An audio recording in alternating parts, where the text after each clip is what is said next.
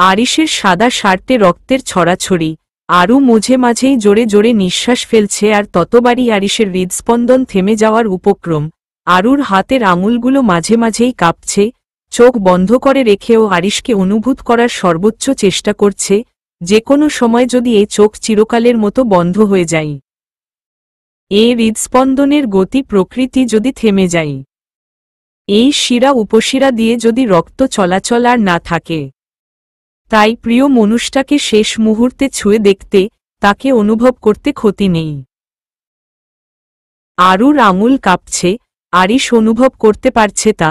একরাশ অসম্ভব ব্যথা যন্ত্রণা গ্রাস করছে আরুর শরীরকে।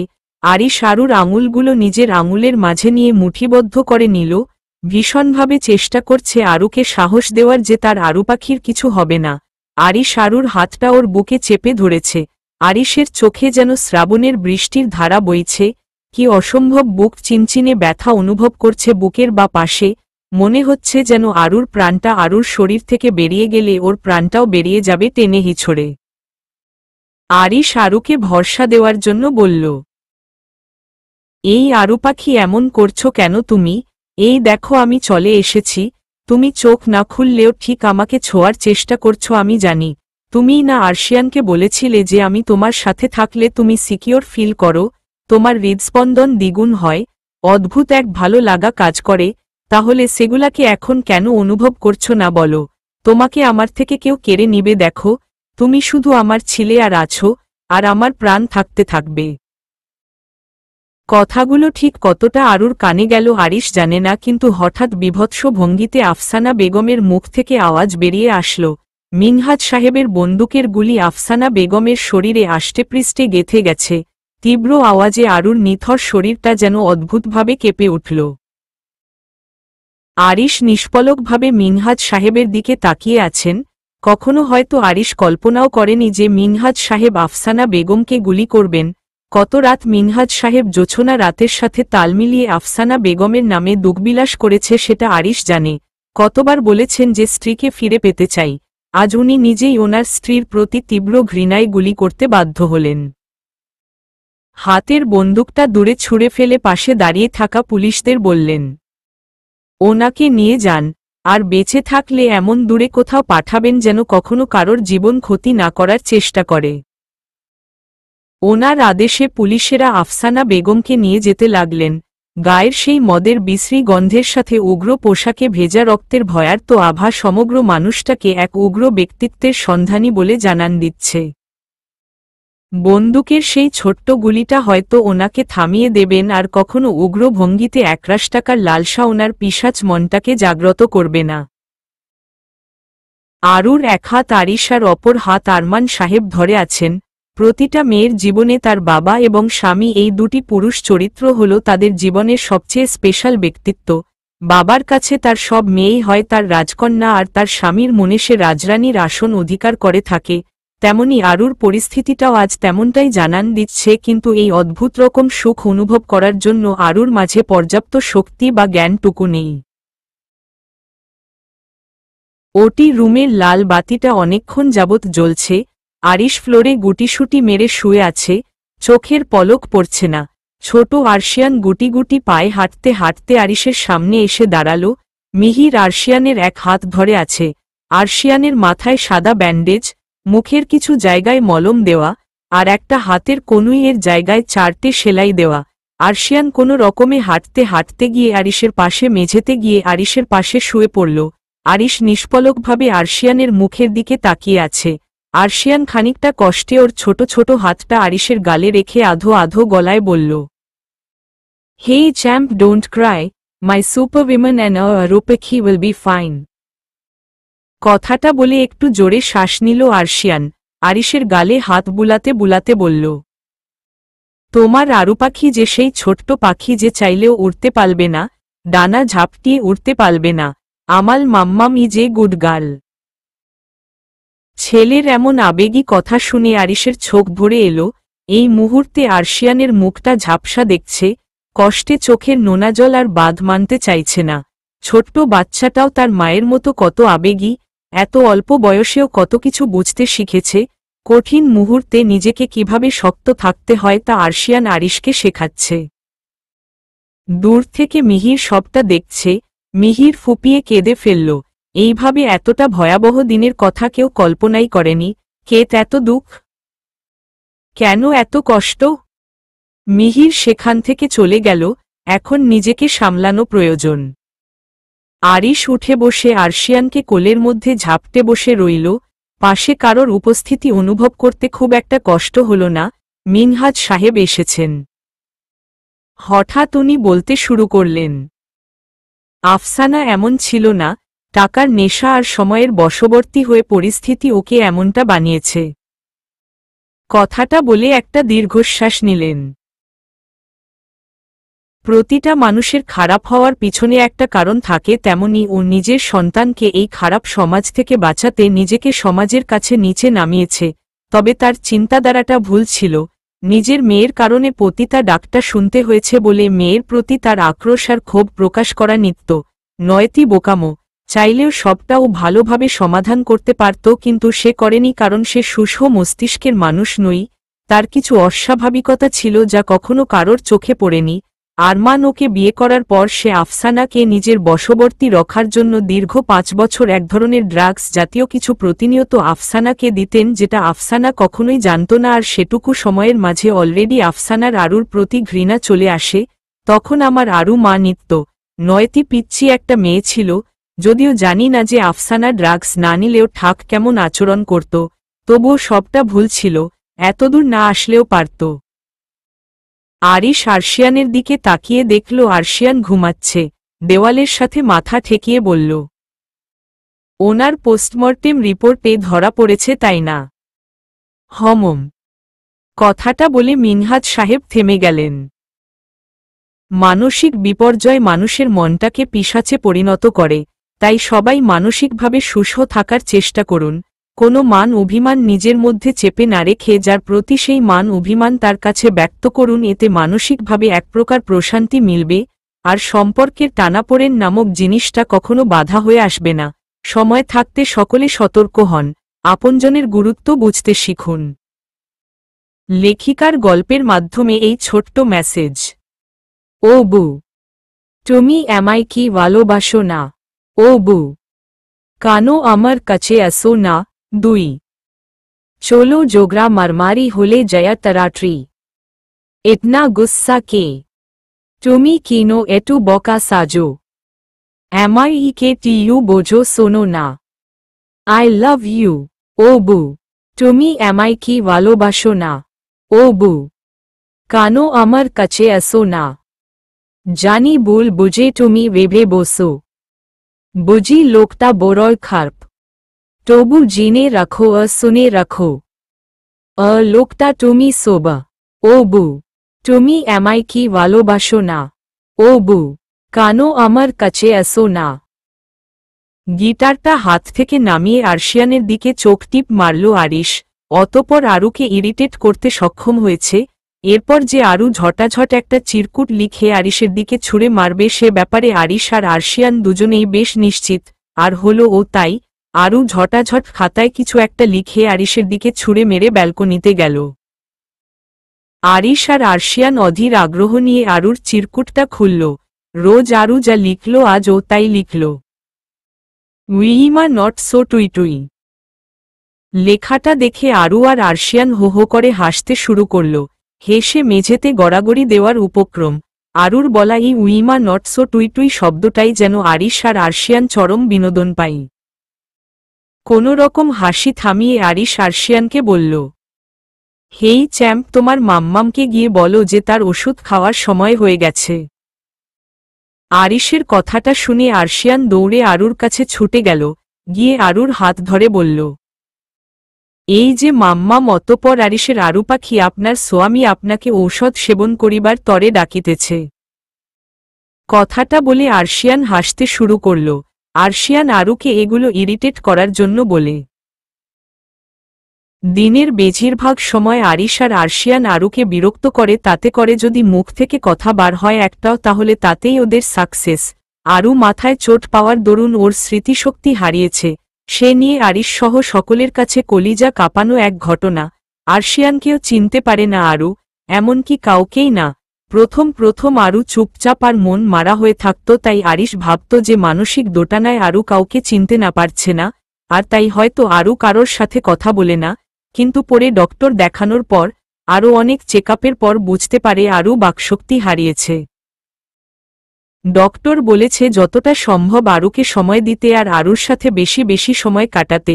তাই আরিশ এখন 10 ঘন্টার অফিসের ডিউটি 6 ঘন্টা করেই চলে আসে। তাছাড়া এখন আরশিয়ানকে আর আরুকেও সময় দিতে হয়। আরুর সাথে অনেক ঠান্ডা মাথায় আর শান্ত ভঙ্গিতে কথা বলতে বলেছে ডক্টর, কিন্তু তবুও লাভ হয়নি। তাই আরিশ আর আরশিয়ান আরুকে বিরক্ত করে যাতে মিরাক্কেল হয়ে যদি আরু কখনো কথা বলে তবে। যদিও এমনটা হওয়ার চান্স 30%, তবুও আশা করতে ক্ষতি কি। আরু আরশিয়ানের দিকে বাঁকা চোখে তাকিয়ে ইশারা করে আরশিয়ানকে রুমের দিকে যেতে বলল, মানে ও যাচ্ছে। আরিশ ঔষধের পাতা হাতে নিয়ে বসে আছে। আরু এসেই আরিশের হাত থেকে ওষুধটা খপ করে কেড়ে নিয়ে নিজে খেয়ে নিল।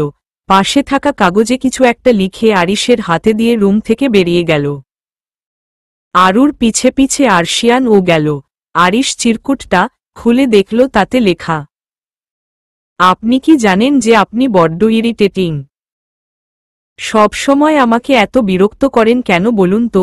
আমি আর কতবার বলবো আমি আপনাদের কাউকে চিনি না। আপনারা জোর জবরদস্তি আটকে রেখেছেন আমাকে। আপনার বাসায় সবাই উইমাকি সুপার টুই টুই, বাট আপনি নট। আমার থেকে দূরে দূরে থাকবেন।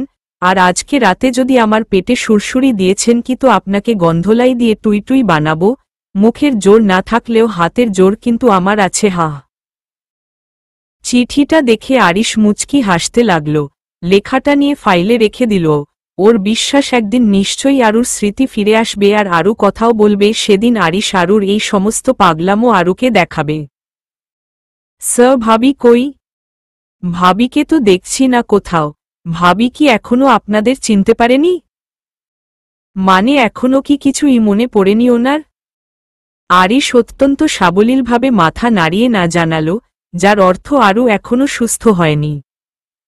আরিশের ভাবঙ্গিতে আবির নিরাশ হল, হতাশাগ্রস্ত হয়ে বলল, আমাদের বিয়ের আগেও কি ভাবির সব মনে পড়বে না? ভাবি কি প্রাণ খুলে আমার বিয়েতে আনন্দ করতে পারবে না? আরিশ স্বাভাবিকভাবেই বলল, জানি না আবির, আরু পাখির সুস্থ হতে একদিনও লাগতে পারে, কিংবা 1 সপ্তাহ, কিংবা 1 মাস, কিংবা 1 বছর, কিংবা কখনোই নয়। আবির রুগ্ন কণ্ঠে বলল, স্যার আপনার কষ্ট হচ্ছে না ভাবিকে এভাবে দেখতে? আরিশ সাবলীলভাবেই মাথা নেড়িয়ে বলল, না। আবিরের অবাক হয়ে যাওয়া মুখ দেখে আরিশ বলল, জানো তো আবির, সবসময় আমরা যেটাতে খুশি হয় সেই জিনিসটা হতেই হবে এমনটার কিন্তু কোনো মানে নেই। তেমনি আমি আমার চাওয়া পাওয়ার গুরুত্ব খানিকটা কম দিই যাতে সেগুলো অপূর্ণ থাকলেও কষ্টটা যেন কম হয়। তেমনি আরু পাখির ক্ষেত্রেও ঠিক তেমন। ও যে আমার কাছে আছে, দিনের শুরুতে আর দিন শেষে ওর মায়াবী মুখটা দেখে সবটা শুরু আর সবটা শেষ হয়, এটাই কি অনেক নই? আবির ভাবুক সুরে বলল, তবুও স্যার আপনি ভাবিকে এত ভালোবাসেন জানি আপনার কষ্ট হয়। আবির আরিশের কথা শুনে ব্যালকনিতে আরশিয়ানের সাথে বসে থাকা আরুর দিকে তাকাচ্ছে। সেখানে খাঁচায় একটা দোয়েল পাখি এনেছে আরিশ, আরুর অবসর সময়ে তার সাথে কাটানোর জন্য। যেদিন আরু তার সব স্মৃতি ফিরে পাবে সেদিন আরিশ সেই দোয়েল পাখিটাকেও উড়িয়ে দেবে। পাখিদেরকে প্রাণ খুলে নীল আকাশে উড়তে দেখতেই মানায়, খাঁচার বদ্ধ জীবনে তাদেরকে বড্ড বেমানান লাগে। আরুর দিকে তাকিয়ে মুচকি হেসে পুনরায় আবিরের দিকে তাকিয়ে বলল, ওই যে বললাম না, চাওয়া পাওয়ার গুরুত্বটা কমিয়ে দিয়েছি যাতে অনাকাঙ্ক্ষিত কষ্টগুলো মনে গভীরভাবে আঁচড় কাটতে না পারে। আবির মুগ্ধ নয়নে আরিশের দিকে তাকিয়ে আছে। ওর জীবনে এই প্রথম একজন পুরুষের ওপর মুগ্ধ হয়েছে, তার কথাবার্তায় আর তার ব্যবহারে। আরিশের প্রতি ওর মুগ্ধতা কমবার নয়, দিন দিন যেন বেড়ে যায়। আবিরকে নিশ্চুপ থাকতে দেখে আরিশ বলল, এই যে দেখো না, আমি কি কখনো ভেবেছিলাম আমি কখনো আবার জীবন ফিরে পাব নতুন করে?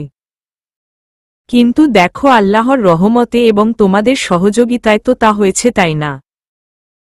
সেদিন ওরা যখন আমাকে মেরে আমাকে রাত 12টায় নদীর ধারে ফেলে এসেছিল তখন তো আমার মৃতপ্রায় অবস্থা ছিল। তারপর তো তোমাদের শুটিং দলের মাঝে থাকা একজন ঘুরতে এসে কাউকে নদীর ধারে পড়ে থাকতে দেখে তো তোমাদের ডাকে, তারপর তোমরা গিয়ে আমাকে বাঁচাও, আমাকে হসপিটালে ভর্তি করলে আমি টানা 10 দিন আইসিইউতে ভর্তি ছিলাম। এটা একটা পুলিশি তদন্তে নামল।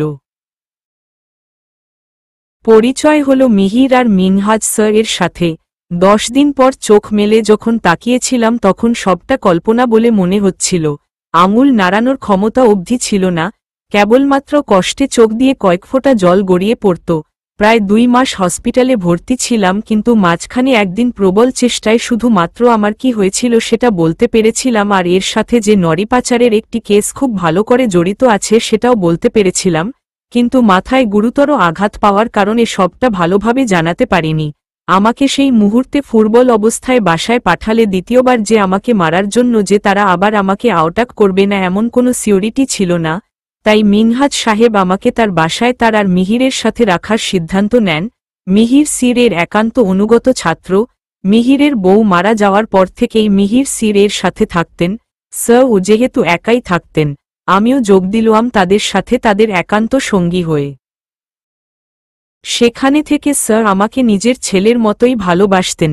মিহিরের সাথেও আমার ভালো সম্পর্ক তৈরি হয়, কিন্তু আমি আজও বুঝলাম না যে মিহির আমাকে তার নিজের আদর্শ একজন বলে মনে করে কেন। ব্যাপারটা আজও আমার কাছে স্পষ্ট না। এইভাবে কাটে একটা বছর।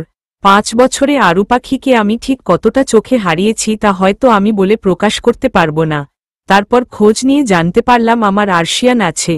আমার আরু পাখি আর আর্শিয়ান এই সমাজের সাথে কতটা লড়াই করে একা আলাদা থাকে, ভাবলেই নিজেকে অপরাধী মনে হতো, কিন্তু মিনহাজ স্যার আমাকে আত্মপ্রকাশে বাধা দিয়েছিলেন। তবুও আমার আরু পাখি ঘর আর্শিয়ানকে সুরক্ষা দেওয়ার প্রয়োজন ছিল, তাই তোমাকে পাঠালাম সেখানে ওদেরকে প্রোটেক্ট করার জন্য। আমারও টাকা পয়সার প্রয়োজন ছিল, তাই শুরু করলাম শুটিং। কিন্তু বাংলাদেশে থেকে শুটিং করলে আমার বিপদের আভাস পেয়ে শুটিং দলের রহমান চাচা আমাকে মেক্সিকোতে পাঠান। সেখান থেকেই সব খবরাখবর পেতাম। আরিশকে থামিয়ে বললেন, আর সেখান থেকেই তো আপনি আর্শিয়ানের জন্য এত এত চকলেট পাঠাতেন। কথাটা শুনে আরিশ আর আবির দুজনেই হেসে ফেলল। অতপর তাদের দুজনের হাসির আওয়াজ শুনে আরু তাদের দুজনের দিকে তাকাল, অর্থাৎ তাদের এই সকল কথা আরুর কান অবধি পৌঁছাছে। তারপর আর কি, সেখান থেকে 2 বছর পর ফিরে দেশে এসে মিহনাজ স্যার আর মিহিরের সাথে তাদের কাজে যোগদান করলাম। আর আজ আপনারা সফল, আর আপনাদের এত দেরিতে হওয়া সফলতায় আমাদের দেরিতে বিয়ে, যার শাস্তি স্বরূপ আপনাকে আর ভাবিকে বিয়েতে 10 দিন আগে আসতে হবে। আবির কতটা শেষ করতে না করতেই আরু ওদের সামনে দিয়ে রুম থেকে বেরিয়ে গেল। আবির থতমত খেয়ে বলল, স্যার আমি কি কিছু ভুল বললাম? আরিশ ভ্রু কুঁচকে বলল, কেন? এমন মনে হওয়ার কারণ? আমার মনে হয় আমার এমন কথা শুনে ভাবি রাগ করে চলে গেছেন। আরিশ হেসে বলল, না, সেটা না, ও কিছু মনে করেনি। তা তোমাদের বিয়ে কবে শুনি? এই তো স্যার 28 এপ্রিল। আপনার কিন্তু আগে আগে যাবেন, না হলে কষ্ট পাব। ওদের কথার মাঝখানে অনিকা খান আসলেন। এই যে আবির বাবা, তোমার বিয়েটা তুমি এত পরে জানাচ্ছ, কষ্ট পেলাম। আবির অনিকা খানকে সালাম করে বলল, সরি আন্টি, বলতে লেট করেছি, বাট আপনার কিন্তু যাইতে লেট করবেন না। আরিশ আবিরের কথার মাঝে বলল, মা আরু কোথায়? ও তো নিচে আছে, করলার জুস বানাচ্ছে, কাকে জানি খাওয়াবে। আরিশ অবাক হয়ে বলল, কি বলতাছো তুমি এগুলা? কাকে খাওয়াবে ও? তা আমি জানি না, ওকে জিজ্ঞাসা করলে খাতায় লিখে বলল। রাক্ষসকে খাওয়াবে? আজকে নির্ঘাত কারোর কপালে শনি আছে, আমার চিন্তা হচ্ছে ওটা তোর আব্বুকে না খাওয়ালেই হলো। আবির ভয় কাচুমাচু মুখ করে গ্লাসের জুসটা ঝপ খেয়ে উঠে দাঁড়িয়ে পড়ল। স্যার আমি বাসায় যাইতেছি, আমার শরীরটা ঠিক ভালো লাগতাছে না, বাসায় গিয়ে ঘুমাবো। আরিশ অবাক হয়ে বলল, কিন্তু তোমাকে যে ডিনার না করিয়ে ছাড়ছি না। আবির ভয়ে ভয়ে বলল, না না, ডিনার কি স্যার? কোনোভাবেই না। আপনাদের সাথে ডিনার করলে আমার হবু বউ আমাকে আর আস্ত রাখবে না। ওকে তো আপনি চেনেন ও কেমন। অনিকা খান বললেন। কিন্তু তুমি এই না বললে তোমার শরীরটা খারাপ, তুমি তাহলে ডিনার করতে যাবে কিভাবে? আবির ব্যতিব্যস্ত হয়ে বলল। না না আন্টি, আমার সত্যিই শরীরটা খারাপ, আজ আসি, আল্লাহ হাফেজ, আপনার কিন্তু তাড়াতাড়ি আসবেন। বলে কোনো রকম ছুটে বেরিয়ে গেল। আর একটু দেরি হলেই হয়তো আরুর বানানো জুসটা ওকেই খেতে হবে। সিঁড়ি বেয়ে উপরে উঠছে আরিশ। আরশিয়ানকে তার দাদা দাদির রুমে দিয়ে আসতে গাইছিল। আরশিয়ান জেদ করছে যে আজকে তাদের সাথে ঘুমাবে, তাই না পেরে আরশিয়ান হকে দিয়ে আসলো। হলুদ রঙের পাগাবির হাতাটা সরিয়ে দিয়ে হাত ঘড়িটার দিকে তাকালো। রাত 11:55। আরু হয়তো এতক্ষণে ঘুমিয়ে পড়েছে। রুমে ভিতর গিয়ে দেখল আরু দাঁত বার করে আরিশের দিকে ড্যাব ড্যাব করে তাকিয়ে আছে। আরিশের ভ্রু জোড়া আপনা আপনিই সংকুচিত হয়ে গেল। ব্যাপারটা ঠিক সুবিধার নয়। আরিশ আরুর দিকে আর চোখে তাকিয়ে আরুর পাশ কাটিয়ে কোনোরকম হাতটা বাড়িয়ে বালিশটা নিয়ে সোফার দিকে যেতেই আরু খপ করে হাত ধরে ফেলল। আরিশের মাথায় হাত, টেবিলের ওপর রাখা করলার জুসটা ও দেখেছে। রুম থেকে তো আর পালিয়ে যাওয়া যায় না, তাই বালিশ নিয়ে চুপচাপ সোফার দিকে যাচ্ছিল যদি কোনো রকম রক্ষা পাওয়া যায়, কিন্তু শেষ রক্ষা হল না। আরু আরিশের সামনে গিয়ে আরিশের কাছে করলার জুসটা ধরে ইশার করল খাওয়ার জন্য। আরিশ আবুলের মতো ব্যবহার করে বলল, আমি এটা খাবো কেন? আরু ইশারায় বলল, কারণ আপনার ডায়াবেটিস আছে। আরিশ সরে এসে বলল, না না, আমার কোনো ডায়াবেটিস নেই, তাই এটা রেখে তুমি ঘুমাও, অনেক রাত হয়েছে। আরু আরিশের গা ঘেঁষে দাঁড়িয়ে এবার একটা কাগজে লিখল, আমি জানি আপনার ডায়াবেটিস আছে, তাই এটা আপনার জন্য আমি ভালোবেসে এনেছি, খাবেন না। আপনি না বলেন আমি আপনার বউ। আরিশ কাগজটা পড়ে ভ্রু নাচিয়ে বলল, রিয়েলি? আমার সুগারটা যখন বেশি তখন তা যে কমাতেই হয়। কথাটা বলে জুসটা ঢকঢক করে খেয়ে আরুর দিকে তাকিয়ে বলল, এবার সুগার কমে গেছে, বাট আই থিঙ্ক তা এখন বাড়ানোর প্রয়োজন। আরু অবাক চোখে আরিশের দিকে তাকালো। কি করতে চলেছে এখন আরিশ? আরিশ এবার আরুর কোমর জড়িয়ে নিজের কাছে এনে আরুর ঠোঁটে আলতো করে ঠোঁট ছোঁয়াতেই আরু শিউরে উঠল। ওর সর্বাঙ্গ কেঁপে উঠল। ধাক্কা দিয়ে আরিশকে সরিয়ে দিয়ে তাড়াতাড়ি গায়ে চাদর টেনে শুয়ে পড়ল। আরিশ হাসতে হাসতে সোফাতে গিয়ে শুয়ে পড়ল লাইট অফ করে। হঠাৎই অন্ধকারে ওর গায়ে কিছু একটা পড়তেই উঠে ফোনের ফ্ল্যাশ জ্বালিয়ে দেখতে লাগল যে কি পড়ল গায়ে। হঠাৎ পায়ের দিকে একটা কাগজ দেখতে পেল। বুঝতে বাকি রইল না আরু লিখেছে, আর কি লিখেছে সেটাও জানে। কাগজ খুলে দেখে তাতে লেখা, উইমা মা নটশো টুই প্লাস বেয়াদব। আরিশ দেখে হাসতে হাসতে কাগজটা পাশে রেখে শুয়ে পড়ল। আজ একটা এক্সট্রা শব্দ অ্যাড হলো, বেয়াদব। চোখের পাতা জোড়া খুলতেই আরিশ বুঝতে পারল যে বেশ লেট হয়ে গেছে আজ ওর উঠতে। অন্যদিন এত লেট ওর হয় না। আগে যখন আরু ছিল না তখন রাতে ঘুম আসত না ঠিকঠাক, তাই ডাক্তারের প্রেসক্রাইবও করা ঘুমের ওষুধ খেত, তাতে করে ওর ঘুমটা ভালো হতো আর তখন ঠিক এমনটাই দেরি করে ঘুম ভাঙত। কিন্তু কই, ও তো আর এখন সেই ঘুমের ওষুধ আর খাই না। তাহলে হঠাৎ এভাবে আজ এতদিন পর এত লেট করে ঘুম ভাঙল, তার কারণ আরিশ যেন বুঝেও বুঝতে পারছে না। সোফার মাঝে ছোট জায়গায় ঘুমাতে কষ্ট হয়েছে। অন্যদিন আরু আর আরশিয়ানের সাথে বিছানাতেই ঘুমায়। আরু প্রথমে ঘুমাতে চাইত না। সে মনে করে যে যাদেরকে চেনে না কেন তাদের বাসায় থাকবে, তাও আবার একটা পর পুরুষের সাথে একই বিছানায় কেন ঘুমাবে। কিন্তু আরিশের জোরের ওপর আরুর কোনো জোরই খটেনি। এখন আর রাতে ঘুমানো নিয়ে কিন্তু করে না।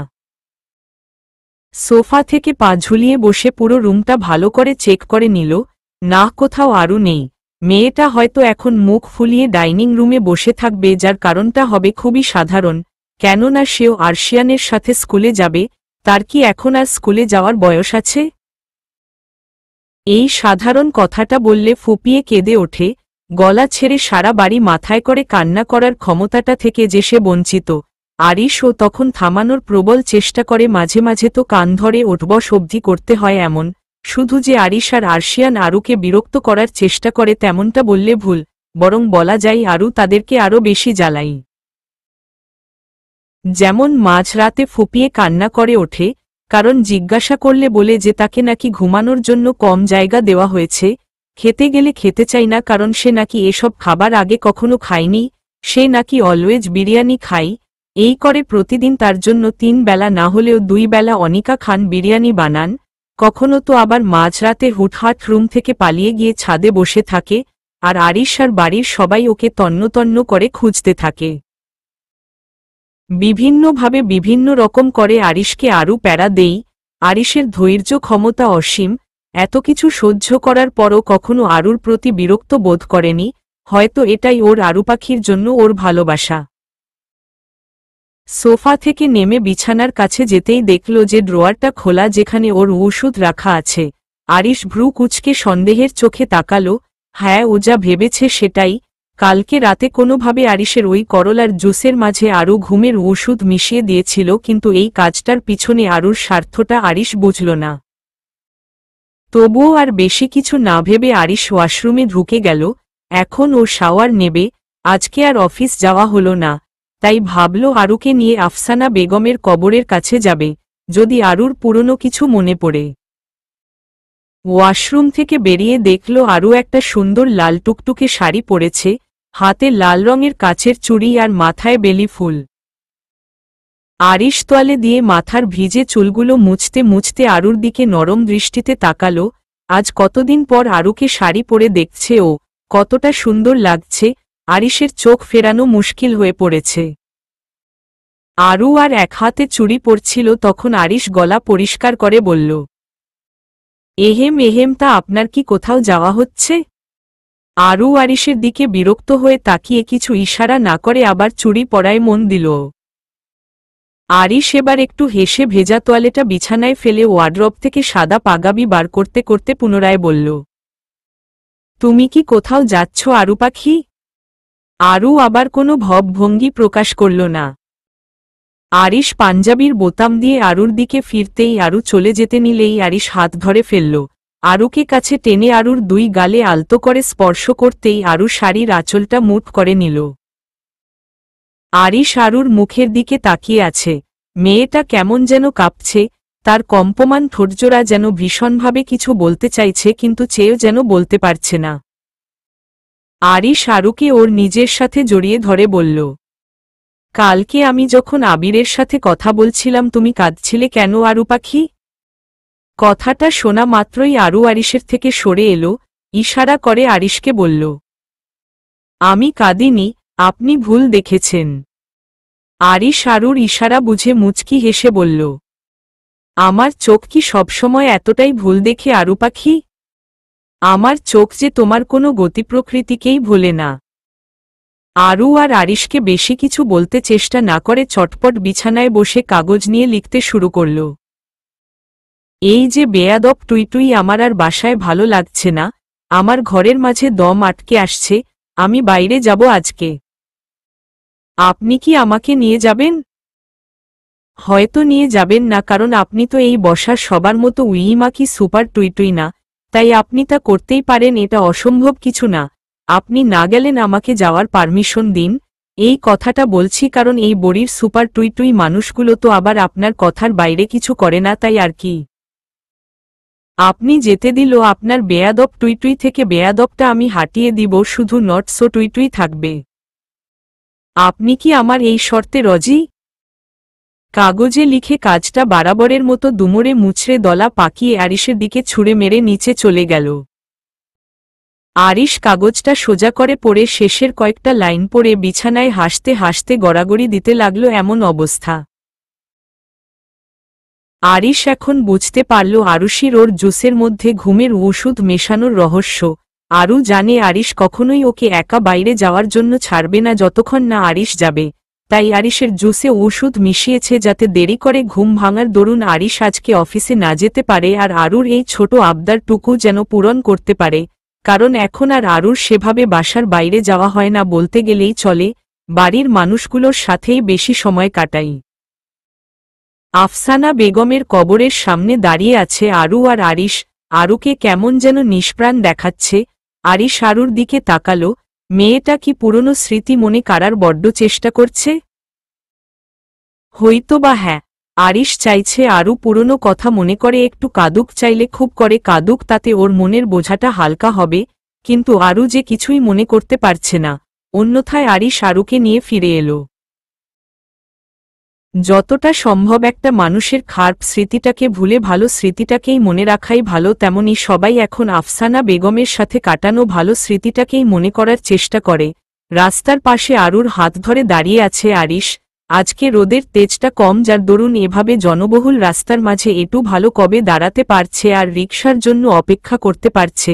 এভাবে কখনো আরুর হাত ধরে ঢাকা শহরের রাস্তায় হাঁটা হয়নি। মেয়ে আটকা পড়ে কখনো রাস্তা পার করা হয়নি। ভীষণ গরমের কড়া দুপুরে তপ্ত পিচের রাস্তায় রিকশার জন্য অপেক্ষা করা হয়নি। আজ আরু যা করেছে মন্দ করেনি, অনুভূতিটা বেশ। কিছুক্ষণ দাঁড়াতেই আরিশ আর আরু এটা রিকশা পেল, ধানমন্ডি লেকে যাওয়ার জন্য বলল। আরু এদিক ওদিক দেখছে আর ঢাকা শহরের সৌন্দর্যটাকে উপভোগ করার চেষ্টা করছে। পুরনো অনুভূতিগুলো সজাগ থাকলে হয়তো আরও ভালো লাগত। আরিশ ধানমন্ডি লেকে নিয়ে গেল আরুকে। বেশ অনেকক্ষণ সেখানে সময় কাটালো। চারিদিকে কত কাপলদের ভিড়, কেউ কারোর হাতে হাত রেখে বসে আছে তো কেউ কারোর কোলে মাথা রেখে, কিন্তু এত কিছুর মাঝেও আরিশ আর আরুর মাঝে 1 ইঞ্চিও দূরত্ব নেই। আরিশ আরুর দিকে তাকালো। মেয়েটা তার চোখের মনিটা ক্রমশ ঘুরিয়ে এদিক ওদিক দেখছে। আজ স্মৃতি থাকলে আর কথা বলার ক্ষমতা থাকলে হয়তো আরুও আর 5 জনের মতো আরিশের সাথে পার্কের বেঞ্চে বসে হাজারো গল্পের আসর জমাত। হঠাৎই আরিশ সেখান থেকে উঠে কোথাও যেন চলে গেল। আরু ঘাড় ঘুরিয়ে দেখল যে আরিশ আরুকে কখনো একা ছাড়ে না, সেই আরিশ এই এত সংখ্যক ভিন্নধর্মী মানুষের মাঝে ওকে একা রেখে কোথায় চলে গেল। আরু চোখ ফিরিয়ে নিল। হঠাৎ পাশে কারোর উপস্থিতি অনুভব করতেই পাশে তাকালো। আরিশের হাতে আইসক্রিম আর এক হাতে হাওয়াই মিঠাই। এগুলো দেখতেই আরু খুশি হয়ে গেল। এরকম একটা পরিবেশে এগুলোর হয়তো খুব বেশি দরকার ছিল। আরুর হকতে আইসক্রিম আর হাওয়াই মিঠাই ধরিয়ে দিল আরিশ। আরু একবার হাওয়াই মিঠাই তো একবার আইসক্রিম খেতে লাগল। আরিশ আরুর দিকে তাকাচ্ছে। আরিশ কাচুমাচু মুখ করে আরুকে বলল, পাশে কেউ শুকনো মুখে বসে থাকলে তার সাথেও যে একটু খাবার শেয়ার করতে হয় সেটা কি কেউ জানে? আরু আরিশের দিকে বাঁকা চোখে তাকিয়ে মুখের ভঙ্গিতে বলল, I can't share my food, বলে আরিশের দিকে ভাবে তাকালো। আরিশ হো হো করে হেসে ফেলল আরুর কাজ দেখে। এখন আরুকে বড্ড প্রাণচ্ছল লাগছে, ঠিক আগের মতো। আরু উঠে গিয়ে হাঁটতে শুরু করল। আরিশও আরুর সাথে হাঁটছে। আজ যদি ও হিমুর মতো হতো তাহলে ও কি সব মায়া ত্যাগ করে আরুকে একা রেখে চলে যেত? ভালো লাগছে মুহূর্তগুলো কাটছে দুষ্টু মিষ্টি ভালোবাসায়। চলুক না এভাবে, সময়টাকে থামিয়ে কাজ নেই, তাকে নিজের গতিতে চলতে দেওয়াই ভালো। আরিশের প্রতি আমার একটা রাগ ছিল। যেদিন তোমার সাথে ধানমন্ডি লেকে প্রথম দেখা করতে যাই সেদিন আরিশ আমাকে মেরেছিল সকলের সামনে। সকলের সামনে মেরেছিল, তাতে আমার দুঃখ নেই, কিন্তু সেদিন ওর কারণে তোমাকে হারিয়ে ফেলেছিলাম, সেটাই আমার কষ্টের কারণ। তুমিই ছিলে আমার জীবনের প্রথম ভালোবাসা, আর এটা নিশ্চয়ই জানবে যে মানুষ চাইলেও তার প্রথম ভালোবাসাকে ভুলে যেতে পারে না। সেদিন আরিশের হাতে মার খেয়ে আমি বিছানায় সাই ছিলাম দীর্ঘ 1 বছর। নিজের কাজ নিজে করতে পারতাম না, তাই একজন লোকও রেখেছিলাম। সে বেশি টাকা নিতে চেয়েছিল, তাই তাকেও ছাড়িয়ে দিই। তারপর যে বাসায় ভাড়া থাকতাম সেই বাসার আন্টির দূর সম্পর্কের মেয়ে ছিল মৃন্ময়ী। ও পেশায় একজন নার্স ছিল। আমার কথাতে আন্টি মৃন্ময়ীকে আমার কাছে পাঠালেন। মৃন্ময়ীকে চোখের সামনে থাকতে দেখেও আমি তোমাকে ভুলিনি। মনের মাঝে তোমার জায়গাটুকু তোমারই ছিল, কিন্তু যত দিন যেতে লাগলো তোমার প্রতি রাগ আর অভিমান দুটোই তীব্রতর হতে লাগলো, কারণ আমি তোমাকে বারণ করেছিলাম আমার সাথে দেখা করতে না আসতে, তাহলে আরিশ যদি তোমার ক্ষতি করে। আর দেখো তুমিও কেমন স্বার্থপর হয়ে গেলে সময়ের সাথে। তুমিও আমার আর কোনো খোঁজ রাখলে না। মৃন্ময়ী সব জানত। ও তোমার বাসায় তোমার সাথে দেখা করতে গিয়েছিল, কিন্তু তখন শোনে যে তোমার বিয়ে হয়ে গেছে আরিশের সাথে। এটা শুনতে প্রস্তুত ছিলাম না আমি। মৃন্ময়ীর ও আমার জন্য কোনো একটা অনুভূতি ঠিকই কাজ করত, কিন্তু মেয়েটা বলতে পারত না। তোমার প্রতি রাগ দ্বিগুণ হলো। ভাবতাম তুমিই বা কিভাবে স্বার্থপরের মতো আরিশকে বিয়ে করে নিতে পারো, তাই আমি নিজে মৃন্ময়ীকে বিয়ের প্রপোজাল দিই আর ও রাজি হয়ে যাই খুব সহজেই। তারপর কয়েক মাস যাই, মৃন্ময়ীর প্রতি আমার যে কোনো অনুভূতি ছিল না তেমনটা ঠিক নই, তবে হঠাৎ একদিন জানতে পারি যে তোমার আর আরিশের বৈবাহিক জীবন সুখের নয় আর সেখানে আমার সুযোগ নিতে দোষ কোথায়। তাই আমিও পরিকল্পনা করে ফেলি তোমাদের মাঝে তৃতীয় ব্যক্তি হয়ে আলাদা করার জন্য, আর কাজও হয়, কিন্তু আমার এই কাজের জন্য যে আরিশ এভাবে নিখোঁজ হয়ে হারিয়ে যেতে পারে ভাবিনি, তাই নিজের ভুল বুঝতে পেরে অনুশোচনার শেষ ছিল না, যার দরুন হয়তো আল্লাহ মৃন্ময়ীকে আমার কাছ থেকে কেড়ে নিয়েছে। মৃন্ময়ী আমাদের সন্তান জন্ম দেওয়ার সময় মারা যায়। কথাটা বলতেই ইলমাজ কেঁদে ফেলল। ইলমাজের কথা শুনেও আরুর ভাবাবেগের কোনো পরিবর্তন নেই, ও যেন ইলমাজের কথা কিছুই বুঝতে পারছে না। ইলমাজ নিজেকে সামলে নিয়ে আবার বলতে শুরু করল। হঠাৎ একদিন ম্যাগাজিনে আরিশের ছবি দেখে আরিশের সাথে যোগাযোগ করে ওর কাছে ক্ষমা চাই। আরিশ জানাই যে সে ক্ষমা করতে রাজি যদি আমি ওদের সাহায্য করি। আরিশের কথা মতো আমিও রাজি হয়ে যাই। আমার কাজ ছিল আরমান সাহেবের সাথে থেকে সব খবরাখবর জানা, আর ওনার সাথে থেকে আমি কিছুটা হলেও জানতে পেরেছি যা আরিশ আর ওদের পুরো টিমের কিছুটা হলেও সাহায্যে এসেছে। আজ আমি তোমার কাছে ক্ষমা চাইছি, তুমি আমাকে মাফ করে দিও। সেদিন আমি যদি এমনটা না করতাম তাহলে তোমার আর আরিশের মাঝে 5 বছরের এই দীর্ঘ বিচ্ছেদ আসত না। পারলে ক্ষমা করে দিও। কথাগুলো বলে ইলমাজ চলে গেল। ও জানে যে আরুর কিছু মনে নেই আর চাইলেও আরও কিছু বলতে পারবে না, তাই আরও কি বলে তা শুনতে চাওয়া বৃথা। আরও একটা দীর্ঘশ্বাস নিল, হাতের ভারী ভারী চুড়িগুলো খুলে আয়নার সামনে রাখল আর নিজেকে দেখতে লাগল আর মনে মনে ভাবল, কই আমি তো এত সুন্দরী নয় আর আমার মাঝে আকৃষ্টকর কোনো জিনিসও নেই, তাহলে ওই আরিশ নামক মানুষটা আমাকে কেন এত ভালোবাসে? কিসের এত আসক্তি তার আমার প্রতি? আমি তার আরু পাখি বলে? কথাটা ভাবতে ভাবতে আরু কানের বড় দুলগুলো আর গলার ভারী হাড়টা খুলতে লাগল। মুখে চড়া মেকআপ আর সারা শরীর ছিল সাজসরগামে পূর্ণ। আবিরের বিয়েতে গিয়েছিল গোটা পরিবার। আরিশের সাথে ঝামেলা করে চলে এসেছে আরু। আরিশ বারবার আরুকে রাগানোর জন্য এই মেয়ের দিকে তাকাচ্ছে তো কখনো ওই মেয়ের দিকে, যা আরুর মোটেই ভালো লাগেনি, তাই না বলে আরিশকে কিছু না জানিয়ে বাসায় ফিরে এসেছে। এসে দেখে ইলমাজ ওদের ড্রয়িংরুমে বসে আছে।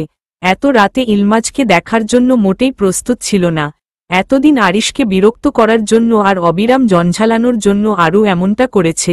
5 বছরে আরিশের থেকে দূরে থাকার কষ্ট ও যা পেয়েছে আরিশও পেয়েছে, তাই অল্পের মধ্যে আরিশকে শাস্তি দিতে চেয়েছে।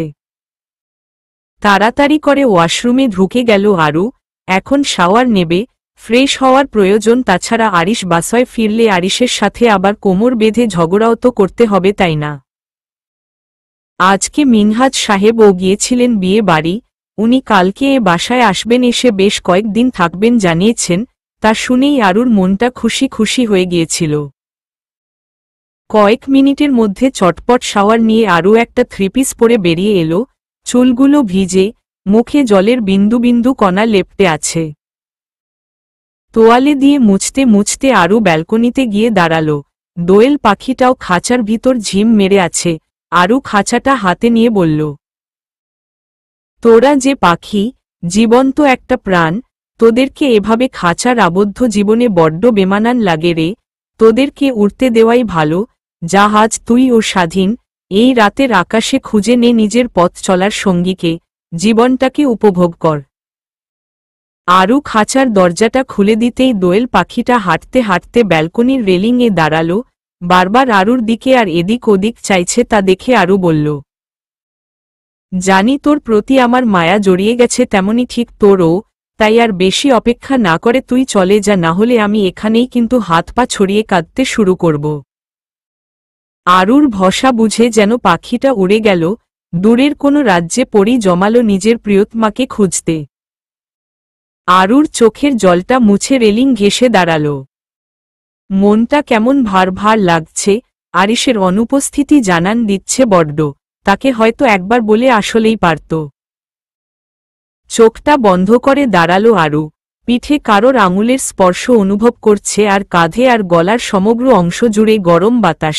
আরু মুচকি হাসল। আরিশ এসেছে। আরুর ভেজা চুলগুলোকে সরিয়ে আরুর কাঁধে মুখ রেখে বলল, এভাবে কি পাগল না করলেই নয় আরু পাখি? পাগলরাও বুঝি পাগল হওয়ার চেষ্টা করে। পাগল হয়েও আবার বউয়ের প্রেমে পাগল হতে দোষ কি? আরিশের কথার মাঝে অবাক হওয়ার কোনো চিহ্ন নেই। আরু অবাক হল, কই ওকে কথা বলতে দেখে আরিশ তো অবাক হল না, এতক্ষণ তো খুশিতে পাগল হয়ে যাওয়ার কথা। আরু আরিশের দিকে ঘুরে কথা না বলে মুখে ইশারা করে বলল, আপনি কি পাগল? আরিশ আরুকে ছেড়ে পাগলের মতো হাসতে হাসতে বলল, উইমা কি সুপার টুইটুই মার্কা একটিং আরু পাখি, আই লাক ইট। আরু এখনো কথা বলল না। ও ভাবছে আরিশ ঘোরের মাঝে আছে, তাই ওর অভিনয় ওকে চালিয়ে যেতে হবে, তাই ইশারা করে বলল, না আমি অ্যাক্টিং করছি না। আরিশ আরুর ইশারা পেয়ে আরুর কাছে এগিয়ে গিয়ে আরুর মুখের কাছে মুখ নিয়ে গিয়ে বলল, তুমি না বললেও আমি বুঝি, আর তুমি কি ভাবলে আমি তোমাকে বুঝবো না? মানে তুমি কি করো কি না করো, কি করতে চাইছো আমি সেগুলো বুঝবো না? লাইক সিরিয়াসলি আরু পাখি, আমি তো জানতাম যে তোমার কিছু হয়নি, তুমি তোমার টুইটুই মার্কা জ্বালানোর জন্য এমনটা করছো, আর আমিও তোমাকে আটকাই না। আমিও বেশ মজা পেয়েছি আমার আরু পাখির এরকম একটা লুক দেখে। আরু আরিশের কথা শুনে নিজেকে পৃথিবীর মস্ত বড় আহাম্মক মনে করতে লাগল। উফ অফ, উইমা নট সো টুইটুই। আরিশ হো হো করে হাসতে হাসতে বলল, বাট জোশ অ্যাক্টিং, তোমাকে অ্যাক্টিং স্কুলে ভর্তি করলেও জোশ হবে। আরু আরিশে বুকে কিল মেরে আরিশের বুকে মাথা রেখে বলল, এটাও কিন্তু নট সো টুইটুই। আরিশ আরুকে বুকে জড়িয়ে বলল, আচ্ছা আরু পাখি, তোমার এই উইমা টুইটুই এর মানে কি? জানি না। তখন হুট করে আরশিয়ান রুমে ঢুকে আরু আর আরিশকে এমনভাবে দেখে হাত দিয়ে চোখ দুটো ঢেকে বলল, টুকি, আমি কিন্তু কিছু দেখিনি। আরু অবাক হয়ে গেল। আরশিয়ান ও দেখে ফেলেছে, তাই আরিশের থেকে সরে যেতে নিলেই আরিশ আরুকে আরো শক্ত করে নিজের সাথে চেপে ধরে বলল, একদম ছটফট করবে না, একদম শান্ত থাকো। আরশিয়ান পাপা কাম হেয়ার। আরিশের ঢাক শুনে আরশিয়ান ছুটে গেল ওদের কাছে। আরিশ আরুকে এখনো ছাড়েনি। আরশিয়ান তা দেখে দাঁত বার করে হিহি করে হাসছে। তা দেখে আরু বলল, স্টুপিড কোথাকার, ছাড়ুন। দেখুন তো আরশিয়ান কিভাবে হাসছে। হাসছে কারণ ও শিখে নিচ্ছে যে বউকে কিভাবে আদর করতে হয়, ভালোবাসতে হয়, তাই না আরশিয়ান? ইয়েস পাপা। আরিশ আরুকে ছেড়ে দিয়ে আরশিয়ানকে কোলে তুলে নিল, আর এক হাতে আরুকে জড়িয়ে ধরে বলল, ভালোবসি দুজনকেই এতগুলো, তোমারাই আমার সেই তুমি নামক প্রাপ্তি, যা আমি আজীবন এভাবেই আগলে রাখব আর এভাবেই ভালোবেসে যাব। আরু আরিশের হাতটা শক্ত করে ধরে আছে। এ হাত কখনো ছাড়বার নয়। আরিশ একবার আরশিয়ানের দিকে তাকিয়ে আর একবার আরুর দিকে তাকিয়ে আরুকে বুকে টেনে নিল। এভাবেই আজীবন চলুক ওদের ভালোবাসা। সমাপ্ত।